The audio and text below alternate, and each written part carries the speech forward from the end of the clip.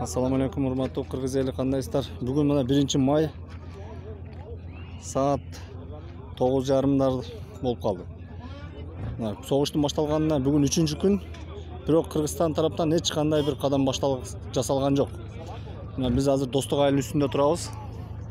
Достук айылынын үстүндөгү канал, эгер түшүнгөндөр болсо, мына жерде асфальт жолу, ушул жерде кыргыздар турат. Айылды аралап киргенге эч кимдин духу жетпей жатат.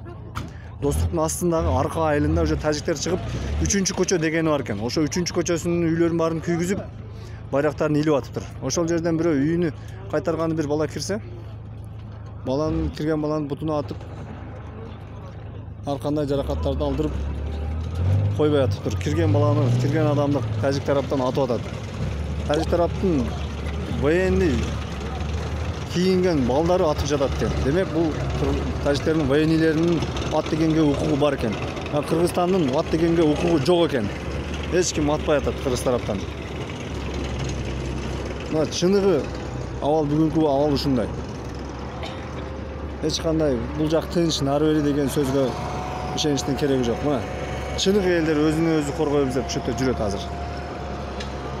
Булар баары биз коргойлу десе, буларда же бир курал жарагы жок. Же башка нерсеси жок. Военныйлерде куралы бар, мына жерде мында болуп турат, тизилип эле.